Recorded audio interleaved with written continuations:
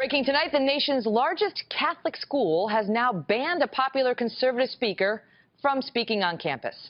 A student group from DePaul was recently trying to get Ben Shapiro to speak when they received the following email from an administrator. Given the experiences and security concerns that some other schools have had with Shapiro speaking on their campuses, DePaul cannot agree to allow him to speak on our campus at this time.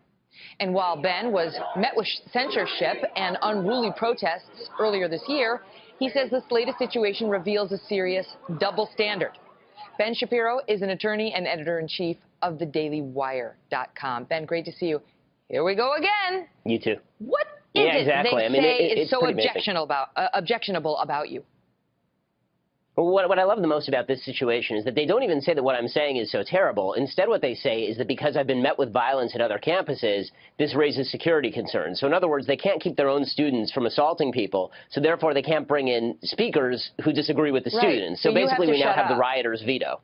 It doesn't make any sense whatsoever. If they get violent, they have to protect the students from the students. Because in the guy's letter, this is the, let's see. He is the student, the guy, okay, Bob Janis. He's the vice president of facilities operation who sent out this email.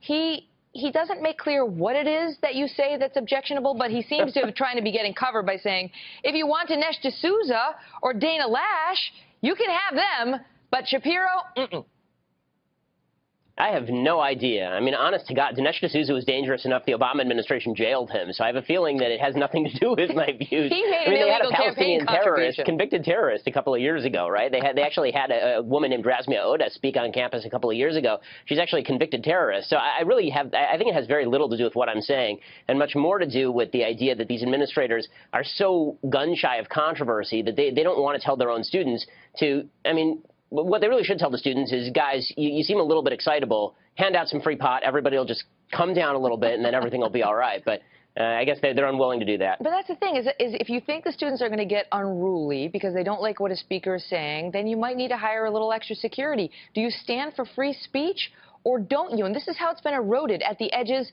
and it's getting a little closer to the middle now, Ben. It's not even just at the edges these days.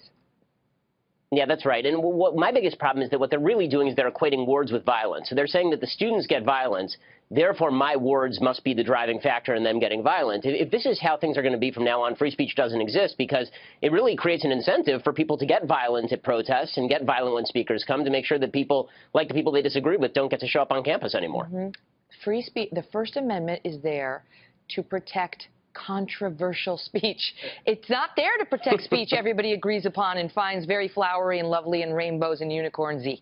It's there to protect speech that may upset you, may be somewhat incendiary, because that's the speech that needs protecting. That's actually, DePaul, what we happen to stand for as a country. Okay, Ben, great to see you.